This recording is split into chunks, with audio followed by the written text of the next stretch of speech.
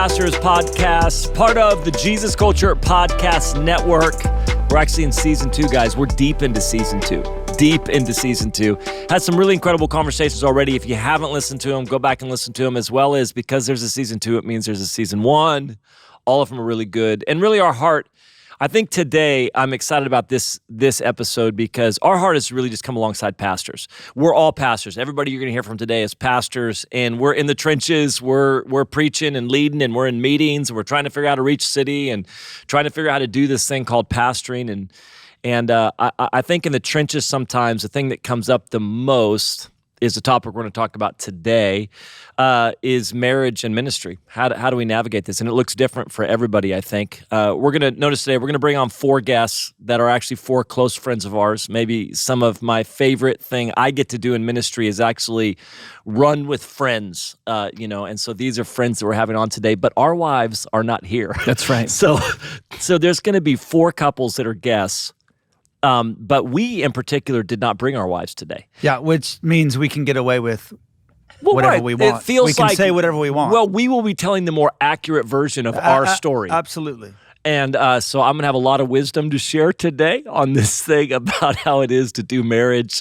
And I in particular, I'm excited for my wife to listen to this and just get angry. That's ultimately the way I frame things. But she'll have no chance to respond at all. So your marriage is perfect, Phil. This is what we know. We've never had a problem before your in our marriage lives. is perfect. We've never had a problem before in our lives. So we're excited to bring on 4 couples that have had problems in ministry and marriage and talk to them a little bit. Exactly. I'm going to introduce you to some friends. We have, you're going to see them on your screen if you're watching on YouTube, or if not, just trust me, they're here. Matt and Lisa Molt, pastor of church in the Tri-Cities, Washington area, New Vintage. Great church. Just celebrated 11 years.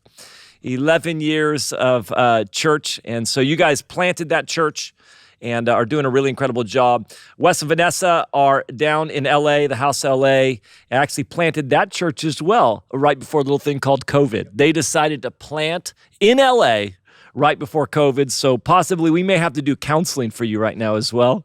So how old are you guys? 2 years old now? Yeah, about 2.5 years old. Almost 3. Almost 3, and more than half of it was in COVID. So more than half of it. Well, the good news is you throw out the playbook, everything. Just start from scratch. And then also with us, we've got Doug and Donna Lasit, pastors of the Pearl in Denver, doing a great job there. The pastor, I want to say 11 years ago, even though you celebrated 10 years, but that was last year. Is this right? We were hanging on to 10 no matter what. Like we had to celebrate the win, even if it was like 12. Hey, the Olympics did. Yeah. So how long has it been? How long ago did you guys plant? 11 years ago. Yeah, 11 and a half. 11 years. 12, 13. Down there. And then 11 and a half, they all know, they're counting. And then other church planters, David and Renata Perkins, are just pastored or planted a church. How long ago did you guys plant Radiant in Kansas? 5 years ago. In Kansas City. And all of us have a long history of pastoring. So we've planted churches, but all of us were associate pastors, youth pastors in some form or another at a church. So it's great to have you guys on. Thank you guys for joining us. I think our wives aren't here, so we probably won't have much of contribution in this thing. But I do want to start out by saying this. I've been married for coming up on 24 years. I got married when I was already youth pastoring. I was a few months into youth pastoring when I got married. So all I've known is marriage and ministry.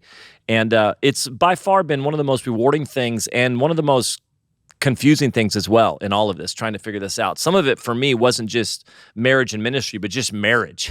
I remember not just marriage being difficult and trying to work things out, but I remember there was a 4 or 5 year period where CJ and I would look at each other and say, I love you. We're supposed to be married. God has put us together, but I have no idea how your dreams and my dreams actually work together. Like it feels like what's on your heart and my heart, they're opposed to one another. And we even had to go through 4 or 5 years of trying to figure out how does this even work together? And so let alone in the context of ministry. So I think that I'm excited to be able to kind of jump in today and kind of talk through some of this stuff. I'm going to do a quick circle on you guys. You ready? And I'm going to ask you each this one question just to start. Well, first, let me say this. All of us would all have the same theology around women in ministry. Right. So I will say this. We're going to start from this standpoint. We all believe that women can preach and lead and pastor and can and I would think that most of us would all be what we would consider co-lead senior pastors, even though we play different roles. Yes, nobody would disagree with me on this point. But I still think it manifests and looks differently for every single one of them. So can we just ask real quick, I'm just going to go around and just ask this. Matt and Lisa, can you guys describe real quick just kind of what it looks like for you guys leading, just practically speaking even right now? Are you guys co-senior pastors? Does this look like, what is the setting that you guys are leading in right now? I'll give you permission to speak. Oh, no. You go ahead. Lead. You go ahead and lead. Lisa, you are undercovering at this moment. You may speak. Totally. We need to leave the church so that I can speak. I'm just kidding. Just kidding. I think we believe we were youth pastors before we were lead pastors, and even in that role, we functioned as a team. And I think it looks differently through different seasons, when you're a young mom and as your kids get older. I think my role changed, but I think that we co-lead together. Yeah. And my role has been, I do preach. I kind of do whatever needs to be done. I'm an elder in the church, and so there's meetings involved in decisions. I don't know. You're on stage every week? Yeah, almost. Pretty much. If you're speaking, I'll be up there. Mm-hmm. And so we do that together. But we actually really enjoyed doing that together, which is a lot of fun. Yeah. And then she also, this is a new thing in the last 2 years. I can't leave the house with an outfit. No, that's without true. Getting checked. That might be my most important role that I play. Yeah. So that's make sure Matt matches. That's valid. Oh, he'd be wearing like some Star Wars T-shirt every Sunday if he had his way, or some or some best grandpa T-shirt, something along those lines. Maybe. That's how it works. Wes and Vanessa, you guys real quick, what's the kind of leadership structure of what you guys are doing in your church? Can you go first? For us, again, you mentioned that, most people here have been in ministry for a long time. And I would say that we've always, co-led a lot of things. But in this season during the pandemic, my role right now is really functioning as an associate pastor. So really managing all of our teams and ministries, and really just being there to be a support to Wes. And I would say, though, that my involvement in ministry, I feel like Wes is my number one cheerleader, always saying, hey, whenever you want to speak, you can speak. Whenever you want to, give an input on something, we welcome that. But I am also an elder on the church, so I'm very much involved, and we try our best to work as a team. And I would agree that in there are definitely some kinks that you are working through. Seasons do change. We have 2 small children, so and we're only a few years into church planning. So quite honestly, in the last 2 years, my roles have shifted quite a bit. Yeah. And so we both are very flexible in that. And whatever it is that the leaning of the Holy Spirit has for us in that season, we just embrace. Yeah. So I think that also, if I could add to that, am I allowed to add to that? If I could add to that, when we were in a normal run before, we had like our systems and our flow together. And then once COVID hit, we kind of had to have a reset and a pause moment. It kind of felt like in sports, or in football, they have a broken play. Like we all get in the huddle, we say, here's the play, here's everyone's roles. And then COVID hits and you're like, okay, we have to reassess. It's a broken play. We have to reassess everyone, each of our roles, who does what. And then if that's not enough, in LA, we have race stuff and we have political stuff. And it seems like every 2 weeks there's something happening. And so I feel like right now we're just doing a lot of reassessing in a lot shorter time frame than we used to, of, okay, who's doing what in this next quarter? Who's doing what in this next month, based upon just what is a lot of whatever structure you had pre-COVID got blown up. It's over. It's a reset. Yeah, that's great. David and Renata, for you guys, what's the leadership structure for you co-leading? Yeah, I mean, it's evolved as we've led together. Renata functions. We have 2 different meetings. We have a weekly date, and then we have a weekly business meeting. And Renata's a leadership person. She goes after podcasts, all kinds of just leadership material, which is kind of funny because she quotes Craig Rochelle podcast to me, when the leader gets better, everything gets better. That's her favorite line whenever anything's wrong. She says it at home. David, could I have a word with you, please? When the leader gets better, everything gets better, David. Well, if the leader would get better, the whole church would get better. I just need my wife to support me. I'm never going to let Emily listen to this. Yeah, totally. So Renata's led the kids ministry. Right now, she functions really in pastoring our staff. And so kind of depending on what area needs work, that's kind of like how she rolls. She specializes in, does a deep dive and works on any area. That's kind of how we roll. I love that. Doug, Donna? I mean, I think we lead together, much like, these couples where different seasons, I think, brings out different parts. You kind of, some things move forward and back, different seasons. Now that my kids are older, I've jumped into a greater level. But I think as we lead together, we also find as we go that we each have different lanes that are strengths, and so I think it kind of has evolved as we've discovered each other's strengths too in different seasons and ways where, it looks a little different as we go, but we definitely lead together. Yeah, we have two meetings too. We have the co-lead pastor discussions, but then as the leadership thing evolved over the years, we actually found that clarity helps everything. So she actually has a job description. So we're co-pastoring, but we both know exactly what our lanes are. And I think that took a long time. It took going through a few seasons, to get there. Well, I mean, I just think it's really interesting to hear everybody kind of share because, of course, I mean, these are realities in our lives too. And, one of the interesting things about this season in my own life is that Emily and I actually, for the first time, are probably leading less as a team than I would want. And part of it is this even a sadness in my life where I've always had a lot of dreams about genuinely co-leading together. And as Emily and I, we have 4 kids, just like everybody. We've walked through these processes. We planted our church. We were in ministry before that. And as Emily and I have kind of grown in this season, she's had clarity that she does not feel called to the pastorate like I do. And so there's been this tension in that where Emily is definitely a form of a co-lead pastor. She's on staff. She has responsibilities, but she has moved away from really being that place of leading in the way I wish we were. And I've had to kind of come to terms with that.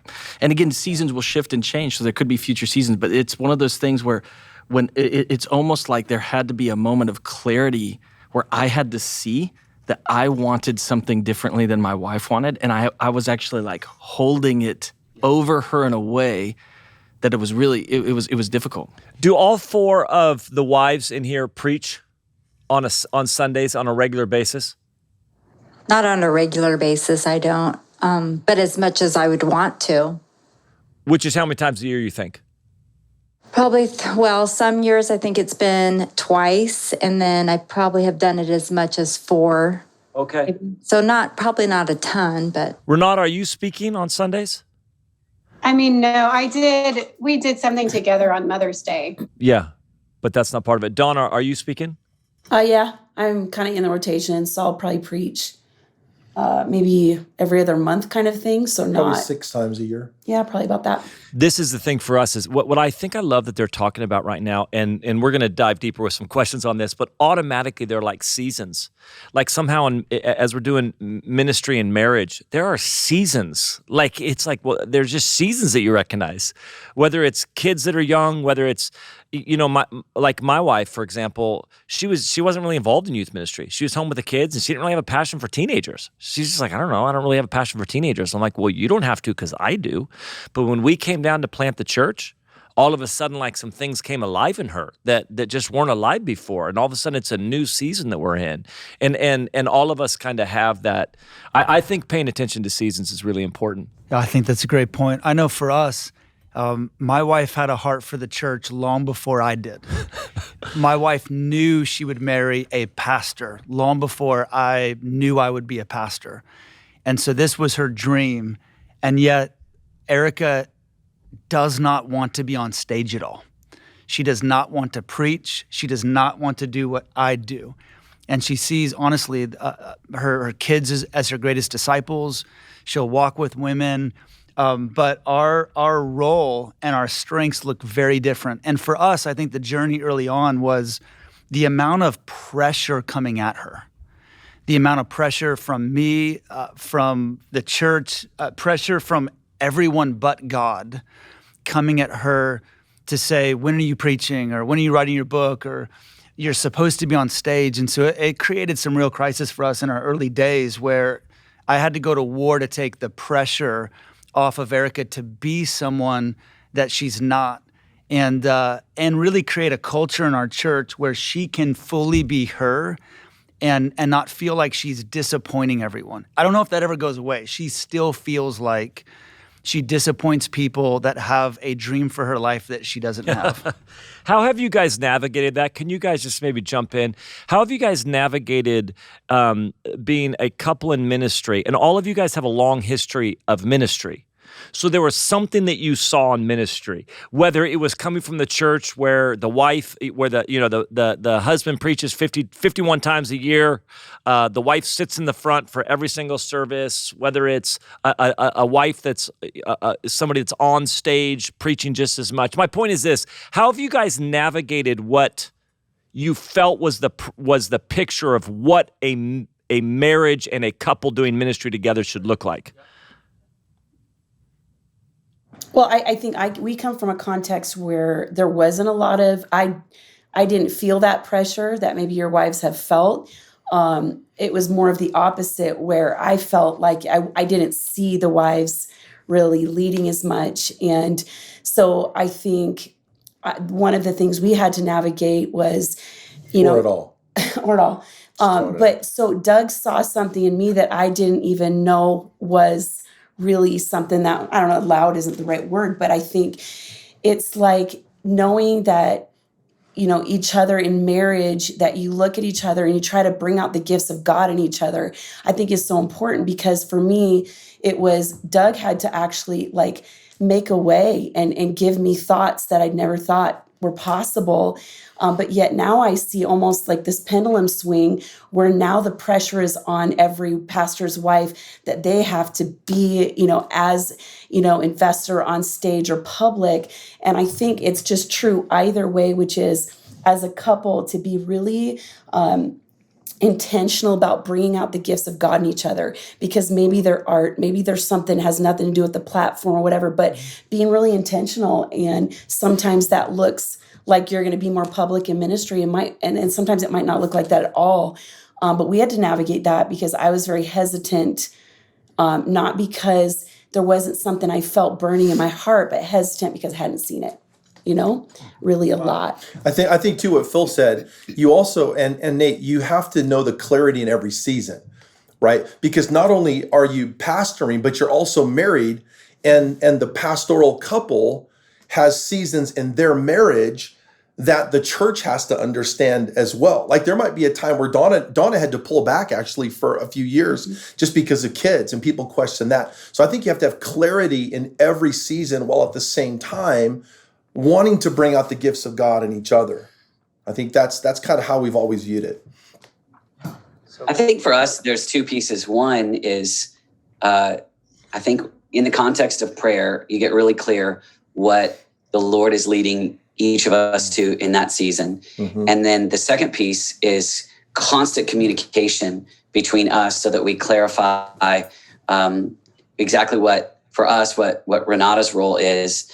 And then when it's clear, then we can defend it. Right. When other people have expectations, then we're able to communicate what we have sensed from the Lord, agreed upon with each other. And because if you don't do those two things, then it's easy to be discouraged because of so many people's expectations. Right.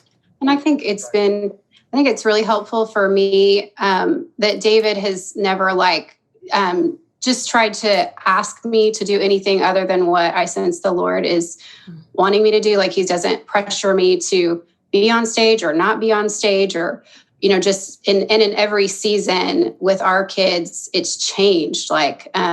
how involved in and out I am. But for me, it's always been important just that we're a team and that we carry the same vision and the same heart. Even if I'm spending most of the time at home, doing stuff with the kids, or if I'm more in, for us, that's been a really big deal. Because if I feel disconnected from the heart, the vision of ministry, when it's such a huge part of our lives and calling, that's when we start to feel disconnected. What's the, let me ask this question, and Wes, I'm going to start with you and Vanessa. Most challenging part of marriage and ministry. And I think what we're trying to do here is, again, we've got season 2 of the podcast, talking through a bunch of stuff. But I think just the concept of, like, there's a lot of people trying to figure out how to do marriage and ministry together. And quite frankly, like, you kind of go down this road of, like, marriage is the hardest thing I've ever done. Yeah. Maybe parenting teenagers. So then maybe there's this, but it's the hardest thing I've ever done. It's the most rewarding thing I've ever done, but it's the hardest thing I've ever done. Like, it's enough just to try to stay connected and communicating and to make sure you feel seen and known and loved and all the things that I want to do in marriage.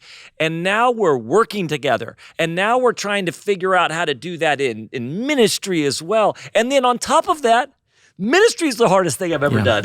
So, you're like, I've got these 2 really difficult things that I've now brought together. And the overlap in the midst of it, because I think we all know that you can pastor through a lot of challenging seasons and things that are going on in your life, but it feels nearly impossible to pastor when there's something going in the midst of your marriage. The hardest seasons of my life is when Emily and I have had some form of disconnect, pain. We're walking through. In long term, it doesn't even work.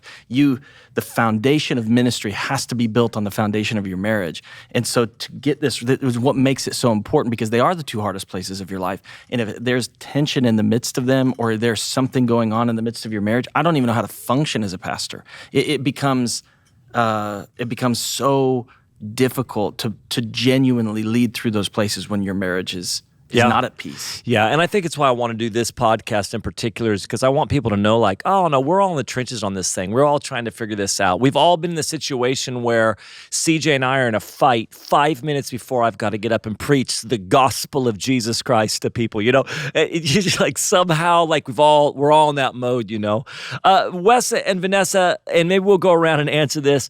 What's the most challenging part of marriage and ministry, and what have you done to get through that?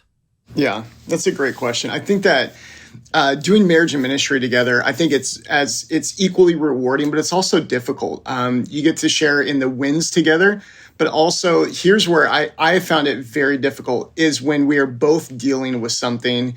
Instead of, like, if I were just in the business world and she was, stay-at-home mom, I have a tough day. I can come home and there's some sense of, like, refuge. Or if she has a tough day at her job and she comes home and there's some sense of refuge. This is when it's been most difficult, is when both of us are dealing with something. She's dealing with someone on her team, or someone had some expectations of, at my last church, my pastor was this way. And they're looking at her and she's like, I'm a different human, And then someone else is coming at me a different way. And then when we go to each other, it's kind of like we're both holding like 17 bags of groceries and we're looking at each other asking for help. And usually that's when the kids are also having a meltdown. Like, kids are just burning down our house, or they've got spaghetti on the white furniture. And it's literally the other day we were having a conversation. It was the funniest thing. Our daughter, Stella, she's 4.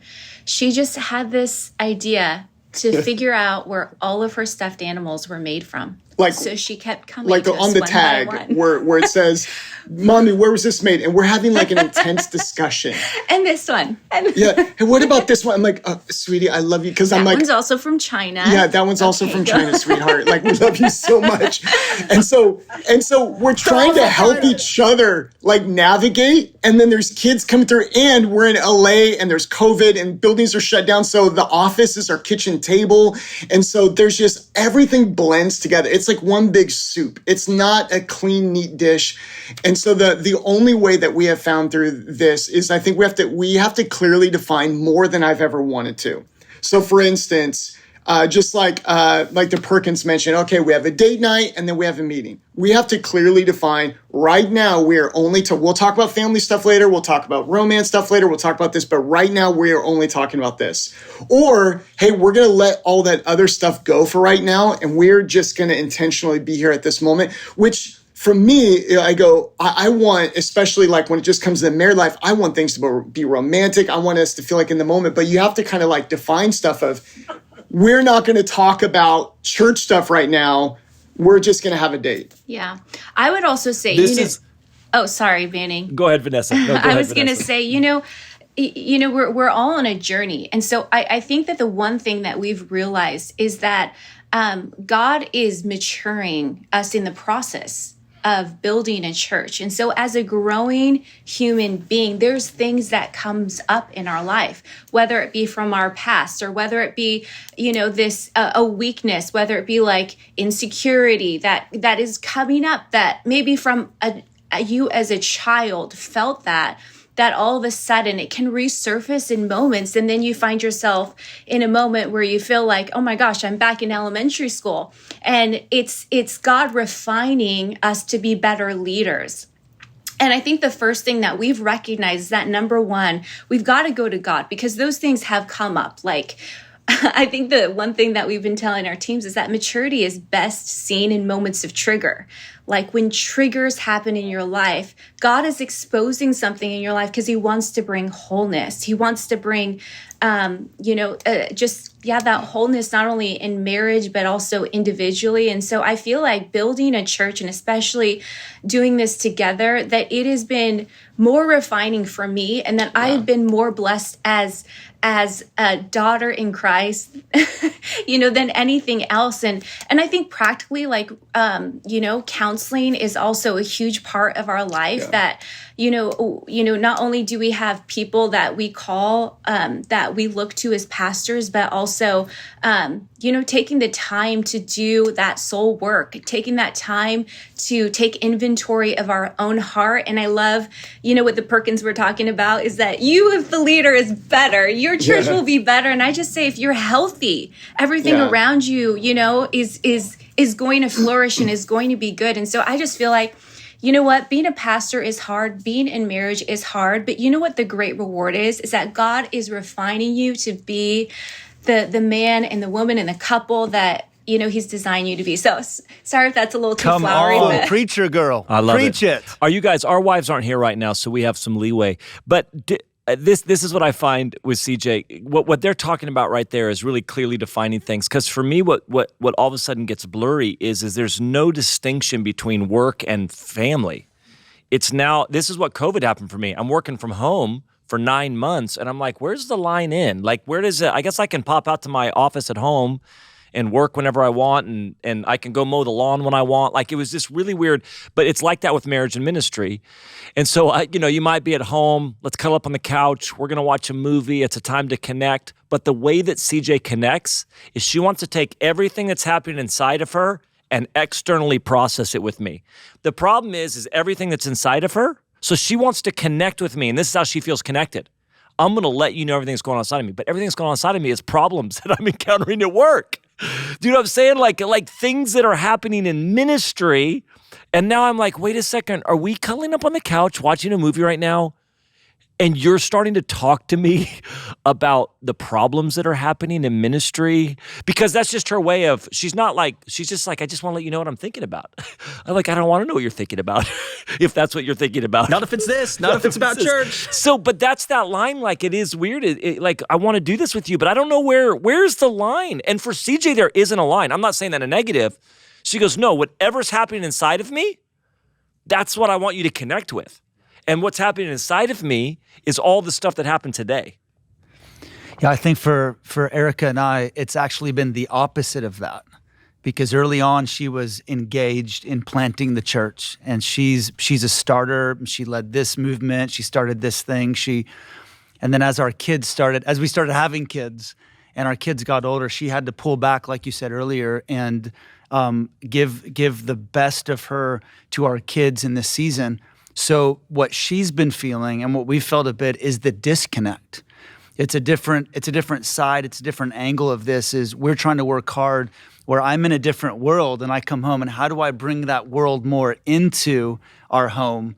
And so for us, it's a bit of that opposite of how to catch her up. World of mine right now. It is the opposite, but it's similar in the sense of when I get home, I don't want to talk about it anymore. I want to just check out. I want to watch Survivor. We're binge watching Survivor right now. Yes. And so I don't necessarily, and so I'm learning the rhythm of having to bring her more in because she's not in the meetings right now. Yeah, so it wants to know what's going on. That's how she feels connected to you. Hey, Matt and Lisa, answer this question. Most challenging part of marriage and ministry? Wow. They both look at each other. Matt's like, there's nothing challenging about my marriage with Lisa at all. It's perfect. Yeah. It's like, be vulnerable with the whole internet right now. Go. Into sin. Go. It's only permanent and public forever. Forever. Most challenging part of ministry and marriage? I think for me, it's trying to wrestle with my selfishness and become a more selfless person. And that's really if you want to go, what's the hardest thing? It's that. I feel like everything I feel and desire and want and everything vision, I just feel like everybody should be on board with that. So to have, I see nothing wrong with that. So far, what's the problem? Sounds like a good leader to me. Yeah. Well, there's a second opinion. So there's that, and I think the Bible's really clear about us making sure that our families are our first priority and our first ministry. And so that has been a frame of reference that we've always had. When we church planted, we said we were going to make sure that our kids were first and that our marriage was first. So we schedule and everything, we made sure that was a priority. And then it does get more complex as time goes on and the church grows. But I would just say for me, probably the toughest thing is that. The other thing is trying to understand probably when we're in different seasons. So there's times where Lisa was like, I just need to not preach right now. And then maybe 6 months would go by and she's like, how come you haven't asked me to preach? You go back to me. I'm like, well, you kind of told me. So I'm trying to read that and, but trying to kind of stay in touch with that. So I would say those are some of the difficult things for me. But generally, I would say for sure, the problems originate with me.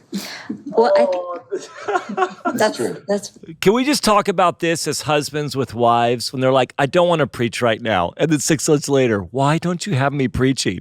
What are you talking about? Yes, this is for all the men out there. We get you. We get you, Matt. We're with you, man. We're with you. Lisa, most challenging part? I think Wes, is the one that kind of hit it. I think for us, we've been friends for a long time, so not that we have a perfect marriage, because we certainly do not. We've had our bumps in our marriage for sure and things that we've had to work out, but it has become something that is kind of just a stress reliever. We're able to laugh together, to go have dinner and kind of unwind. I think what becomes difficult in all of that is when something's happening in the church, and it affects both of us deeply, then not that it affects our marriage, but it affects us as individuals. And so then it just, it's like a clouds over us. And so it's sometimes because we do share so much ministry things together that when church has an issue or something's happening in the church, it affects us. Yeah, we've had moments where she goes, you can't be upset today because I need to be the one that's upset. Right. You have to be strong. I can't, So we've had moments like that. I would say one other thing that's been a challenge, I don't know, it's not the hardest, but is trying to, as we grow as individuals inside the marriage, trying to find common ground. Like Netflix is a challenge sometimes to go, what do we both want to watch? You know, I want to watch the Star Wars How anime is that series. difficult in our marriage? Well, oh my word! That we can't agree on Netflix. No, here's what I'm saying. Really low threshold. Wow, we're deep. Guys. We're so deep. I got to be honest, Lisa, you just said you had a good marriage. It's starting to unravel right now. I'm just telling you right now. I can see that. I can see that myself. No, we've both worked at, though, going, like, I'm playing my golf game one night, and Lisa joins the golf game and then invites me to do a match with her. And I'm like, how did you get on in my world? Get out of my golf game. And she's like, I'm just trying to, like, be involved in what you're... And I was like, oh, that's wonderful. So, like, there's just times where... That only lasted, though, like a week. Yeah, but I appreciate the effort. Okay. But the point is that we have made intentions. At one point, we bought bikes. We never rode the bikes, but we said, we're going to buy bikes. You cannot tell them things we are not doing. Oh my gosh. We bought a bikes back in 1995 and It was a tandem bike. It It was a tandem bike. But it was the effort to try to find common things that we wanted to do. And that's a constant thing that we work on to go, hey, Sure. What can we do together? Sure. Yeah, well, listen, this is true too, right? Because we're together during the day. We're in meetings together. We're in all this type of stuff. And so coming home and then separating, not a good plan. You know, and maybe some people aren't like, you know, they're like, oh, we just want to spend every waking moment with our spouse. Like, that's all I ever want to do. And I love CJ. And I'm not saying I don't want to do that, but you're together all day long and then coming home going, no, we have to actually, at some level, we have to not just have a ministry, we have to have a marriage. Yes. You know, we have to have a marriage in the midst of all of this. David and Renata, bikes they didn't buy. David and Renata, what you guys have really gone through and really been intentional about communication. You guys are maybe some of the best I've ever seen at really saying we're going to make sure we communicate through all this type of stuff. What's the advice you give couples right now in the midst of all of this just to keep that communication level high? Yeah, I mean, I think one of the things that we've done is we identified systems with the vision that we want to communicate.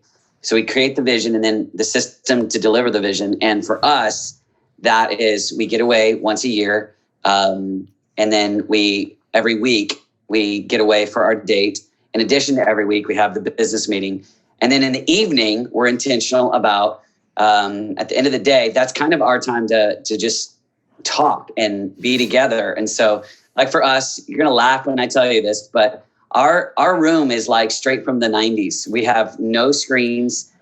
We have alarm clocks that are old. So that because otherwise we found ourselves responding to emails, responding to text messages.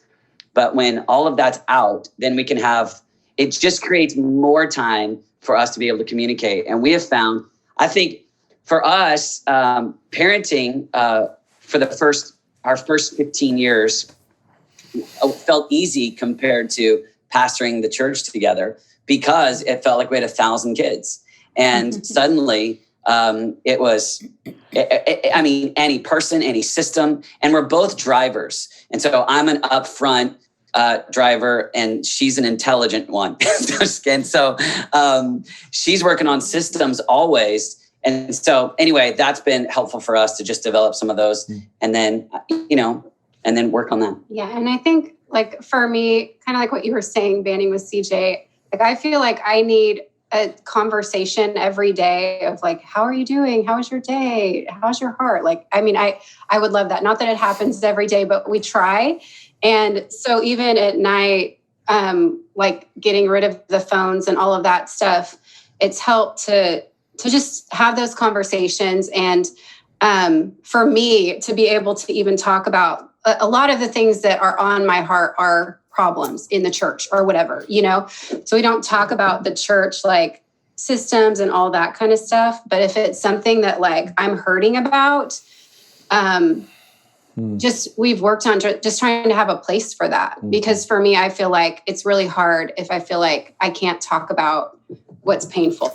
And out of those conversations, not only do we put systems for the church, but we do audiobooks together or, help one another. And it just helps us get better together. So communication.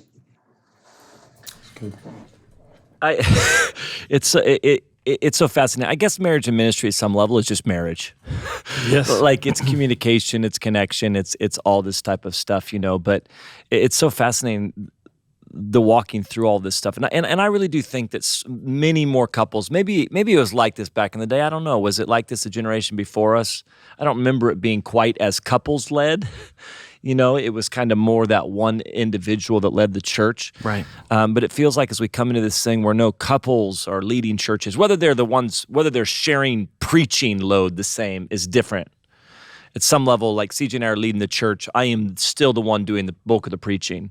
But they're still kind of in this together, and it's a whole thing to navigate. And I think the challenge, of course, of pastoring in the technology age of everything's immediate, everything's urgent, and everything can have an immediate response, and the pressure around that. And I think for me, as I'm thinking about the greatest challenges of marriage and ministry, in some ways, as I listen to everybody talk, what resonates inside of me is actually the greatest challenge for me of marriage and ministry is emotional margin, and what it actually takes to reserve margin for Emily and the desires of everything that from all these things, from connection to communication to intimacy to Emily wants to have some conversations I don't want to have about the church. She wants to talk about things I'm like, I have no.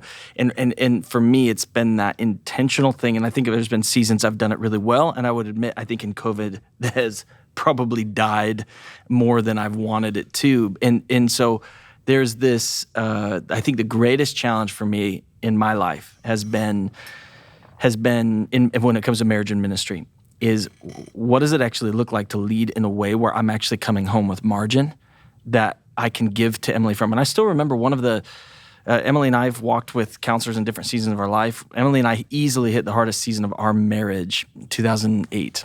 So, 13 years ago. And we really hit some walls that of things just, we didn't see where we were operating in. And I still remember the counselor was talking to me and he just basically said, Phil, he goes, you can't even see this, that you are coming home with so little to offer your wife that you're forcing her to move other places to find connection.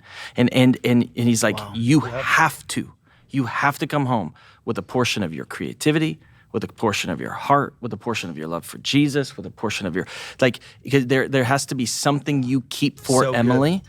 That if you don't intentionally keep it for her, you're always going to be the kind of husband that forces her to look for connection outside of you because you have nothing to give her to connect to. And it was haunting. It was one of those moments that really it hit me. And I don't, maybe most pastors struggle with this. I don't know. But for me, I've realized I can accidentally spend everything on the church because I think I'm spending everything on Jesus. And so but I'm not. I've had to draw those lines that there's a difference between spending everything on Jesus and spending everything on the church. Yeah, and if I spend everything on Jesus, I actually do have margin for Emily because he protects that. But when I spend everything on the church, I don't have margin for Emily, and it's a lie that I've bought into. And so for me, working through that has been hard, if I'm honest. I think there's seasons I do it better. I think if Emily was here, she would say there's seasons I've done it better, and this has probably been a season I haven't done it quite as well. And I feel it. I feel the pain of coming home and looking at Emily and go, I have nothing. I have nothing for you. And if you want to talk to me about church right now, all I want to do is go in the room and hide. Yeah. And that's hard. That's hard. I think for us, and I'm sure you guys have experienced this, but the last couple years have been painful for Erica and I in regards to friends leaving the church. Mm-hmm. So much disruption, people that we've poured years, over a decade into, walking away from faith, walking away from church. And so along those same lines, Phil, for us has been how do we stay emotionally present and open and full enough to actually process that pain together. And that's been hard for us because there are times when I just don't want to go there. There's times she doesn't want to go there. But I'd love to hear from Doug and Donna, how have you guys processed the pain, the real pain of people walking away, the pain of what happens in the church and and being able to have margins to be able to like go there enough, but not go there always. Like I think for me, like if we went there all the time, there's something every day that I'm probably some sort of pain or some sort of conversation. And sometimes I just want to run to Netflix to not have to like always go there. And so how have you guys processed? And I think as well, because I want to hear from Doug and Donna on this, for me, we process so differently. Like this is the crazy thing. Like we're in ministry together, walking out similar experiences. We're experiencing the same thing together. And I will say we're talking about some of the honest and real stuff here, but I love doing ministry with CJ. Sure. I love doing ministry with my wife. Like it has been some of the most rewarding 8 years of my life. I love it. But we're walking through something, and she processes so different than I do. I'm like, I'll go internal, I'll go find what I need to find, I'll pop back up, and then we'll connect, And she just is the opposite of that. How have you guys walked through this? What Nate just talked about, Doug and Donna? Yeah, so over the years, like people will ask us, like, what is the most difficult thing in ministry, right? You get that question all the time. Or like, how is the preaching? What's it like to preach every week or 3 times a week or 4 times a week? And I think what we've learned is that the cross of ministry is not preaching, it's relationships. And relationships put the most pressure on the marriage.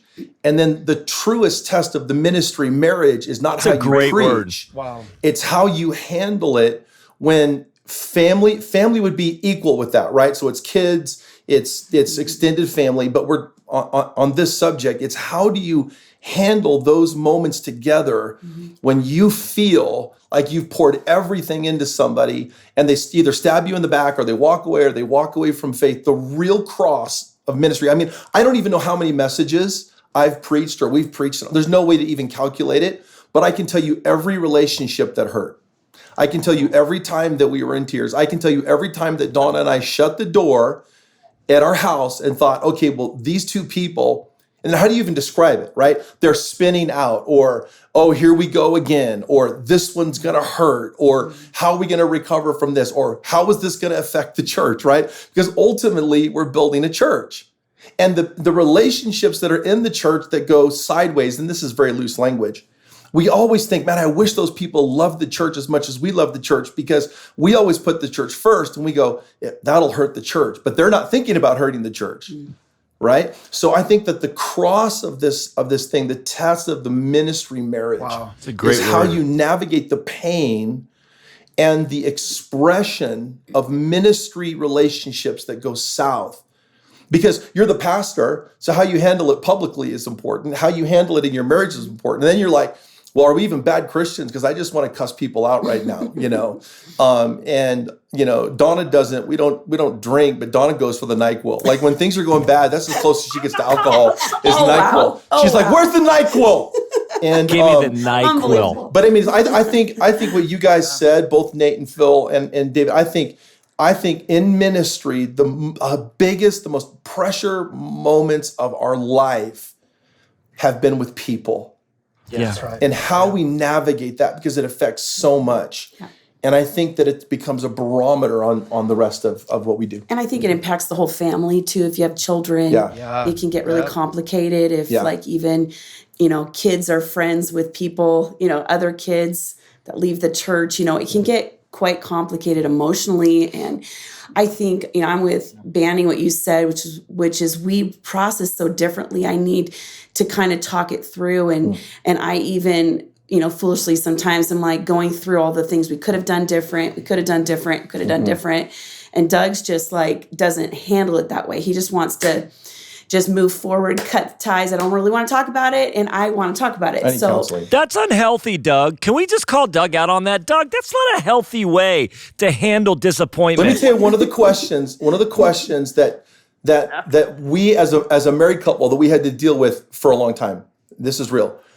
It was either Kaylee or Kai, but I think it was Kaylee. She came to us and she said one day, she said, "Mom and Dad, why do all of our friends leave?" Wow. Why do all my friends leave? And then as a parent, you're going, oh gosh. How do I pastor my kid through a parental ministry relationship that went sideways in the church? And so their friends are all going to leave the church. And so then our kids are growing up lonely to a degree, but you can't teach your child the lesson that there's a difference between aloneness and loneliness, son. It's 7 or 9 or 10 years old, and then you pray, you're like, oh God, the call of God is on them, help them process it and give us wisdom. Those are the hardest moments. And I'm not even saying we do it right. What you can't answer? Why did our friends leave? Because their dad thinks I'm a Marxist. Exactly. Right. Yeah. Because their dad thinks I watch MSNBC now. Yes. How do you how do you have those conversations? They're hard. Yeah, and I think we've had to be open about how you're processing. We have to learn to work together. And I think, our hardest time was our first 2 years of church planning, because that's when there was a lot of kind of coming and going, and people that came in our team that didn't stay with us and things like that. And I think I will say this too, is what I would do is what Doug would call date night destruction, is I would kind of store up these things that I need to process. Hold on, I'm gonna call CJ 1 second. I just need to FaceTime CJ for this. Date night destruction. And I was like the queen of it, because I could make it till we could get alone, and then we're out to dinner and I'd be like, blah. And so I had to learn how to learn those times where Doug had grace to talk about those things. And we had to in a very practical way, learn that he does better in the mornings. And we had to talk about hard things in the mornings when he was fresh. And so I think learning each other, and it takes a few messes, which we had some messes, to know that this is what works better. If we talk about really hard things in the morning, it's way better. Whereas for me, my mind starts spinning as soon as I lay down, or my mind starts. If we talk about something hard at 9 o'clock, it's not good. It takes me 3 weeks to recover. I have to repent to everybody. Donna, you are CJ. Last night, we're hanging out all night. And about 10 or whatever, I'm about to go to bed, and all of a sudden, it just starts coming out. And I'm I'm laying my head down on a pillow, and you're about to go deep with me. We just spent the last 5 hours together. Well, and the interesting thing is, because I think this can take shape a lot of different ways. Because even for me, right? I would probably say, even by kind of hearing everybody share, that actually Emily is probably a little more.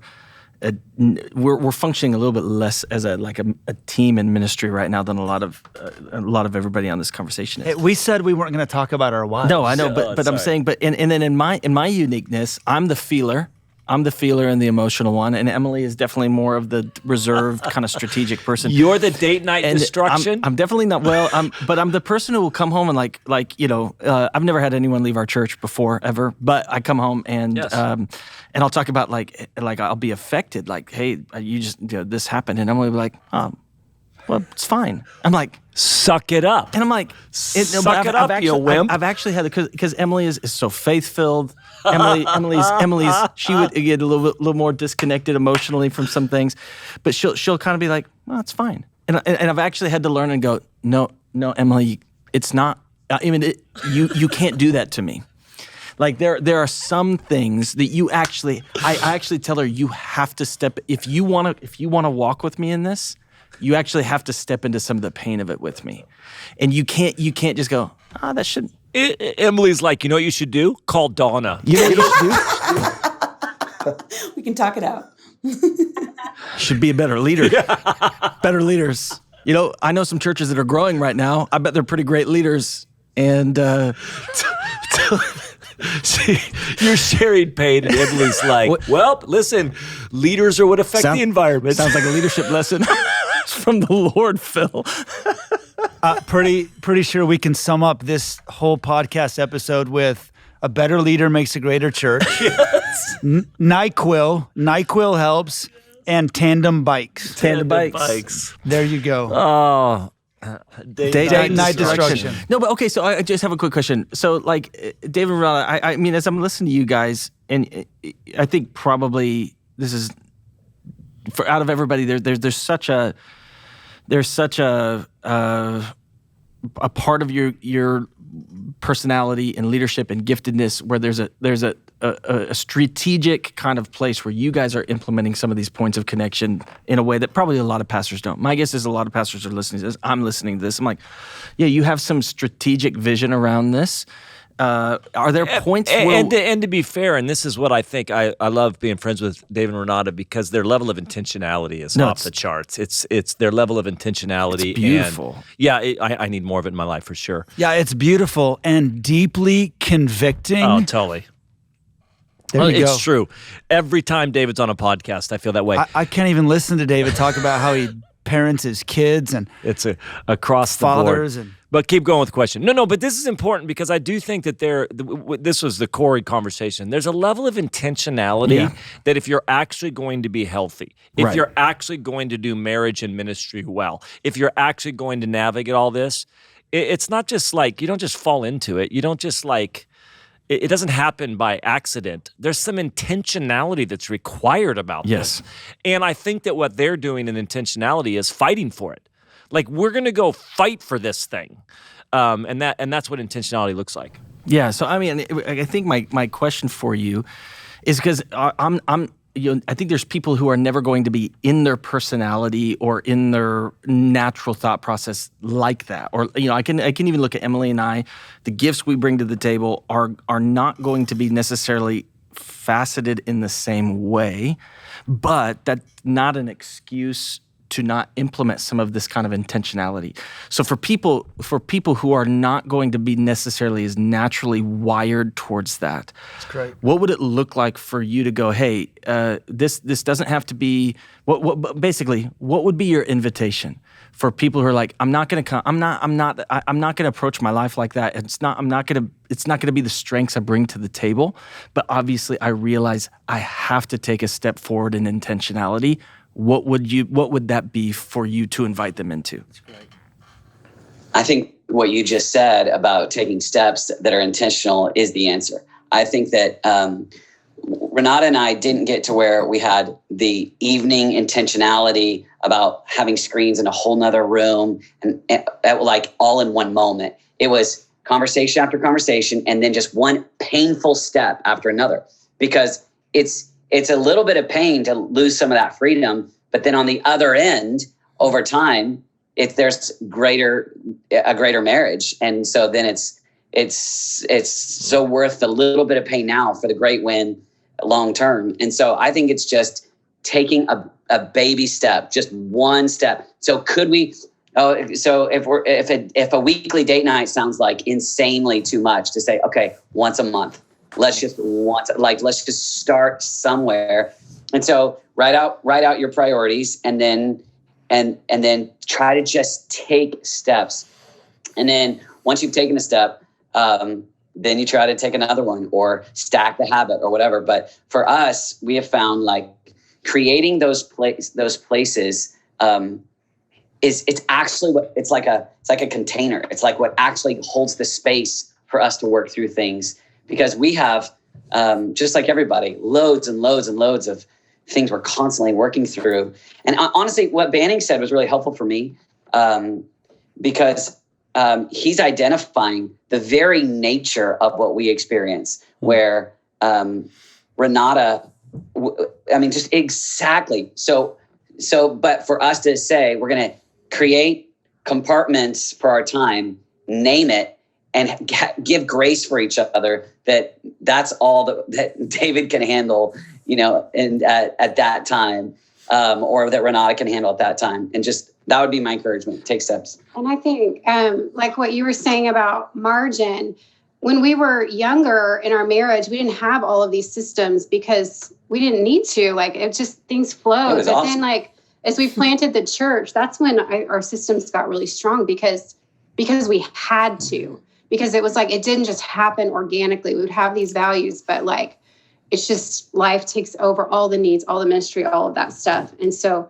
anyway, I just think really it was needed for us to have a good marriage through the church planting season. Yeah, I love it. Listen, I'm sure that in one podcast episode, we're not going to solve every marriage problem, but hopefully in what we're trying to do, I'm not sure we solved any, but hopefully what we're doing at some level is just going like, listen, man, we're in the trenches. We're out here saying, listen, fight for your marriage. I do believe that for me, I can just tell you that doing ministry with my wife is I love. That's right. But it also looked different. Like I said, she wasn't doing youth ministry with me at all. She'd come to the retreats. She wasn't there on Wednesday nights. She wasn't there in planning. She wasn't involved at all. She's involved now, and it's really incredible. And so for all of us, however we handle it, whatever we go, we're going to fight for communication. We're going to fight for clarity. We're going to take all that pressure off that comes of what should it look like, and you need to be the wife that's preaching all the time or sitting on the front row, or you need to be this, you need to be that, and just kind of lean in and say, Lord, what does it look like for us? And how do we do this? And I think for everybody it looks. And I think just really quickly, one of the things I can say about the four of you is that you actually have marriages in the midst of ministry that are worth following. And I think if for anyone who's listening and you're processing, because we're all people are going to be listening to this whose wife is not involved in ministry at all, they're not functioning as a team, or who are trying to figure out how to function as a team, or people who have different convictions around possibly even women in ministry. But it doesn't matter. At the end of the day, marriage and ministry is hard no matter what category you're in. But what you desperately need is people where you can look at the way they're walking out marriage in ministry and go, I need help, and I need to grab a hold of some of that, because I know every time Emily and I have gotten stuck, it's been friends who are in the midst of this who have just walked with us and we've invited in. And if you don't have that kind of community, you're not going to. If I can say anything, your marriage in ministry desperately needs other marriages in ministry. Yeah. And you've just got to grab a hold of them and invite them into the real stuff in your life because it's hard. It is so hard, no matter how great your marriage is or how great your ministry is, because they're both sacrificial. Great marriages, sacrificial. Great ministries, sacrificial. You're going to need other marriages to make it through. And I think even as we wrap up, all of us, I can speak for all of you guys and ourselves. At the end of the day, church for me, we want to do well. But when people really ask me what's in my heart, I'm like, I just want my kids to love Jesus and serve him the rest of my life. Right. I just want my kids to love Jesus and serve him. Yep. Everything after that, bonus. Yeah, it's just a bonus, and we are everybody. I mean, if you're going to have a healthy anything, I think that for me, it's not balance. It's not a balance issue. It's a priority issue. Right. It's not a hey, let's get the right balance. I'm like, it's not balance. It's priorities. What comes first? What comes second? What comes third? Type deal. So hey, next time we get these guys on the podcast, we have to talk about parenting and sex life. Okay, all right. Parenting and sex life. Parenting and sex life, in that order. Guaranteed. That would probably get more listens. Mm-hmm. Well, let's go there now. Let's go there now. Hey, guys, listen, for all four of you couples, really appreciate you guys just taking some time and just kind of sharing some of the stuff and unpacking that. Love it.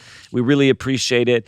And listen, I would really encourage you, if you are couples in marriage, if you are couples in ministry together, check them out. Matt and Lisa Molt, New Vintage Church, Wes and Vanessa Dunn, The House LA, David and Renata Perkins, Radiant Kansas City, and then Doug and Donna Lasit are Pearl Church in Denver. Check them out. Follow them on Instagram, kind of see. Because Instagram is real life. So if you want to know everything about their life, it's on Instagram. Yeah, you'll know all of it. Yep, the whole story. We're going to post all of our fights. We're going to post all of our struggles, all that. That's what you do on Instagram, right? No? Is that how that works? All right. So, guys, thank you so much for being a part of the podcast again. We're just having such an incredible time here in season 2 and looking forward to connecting again.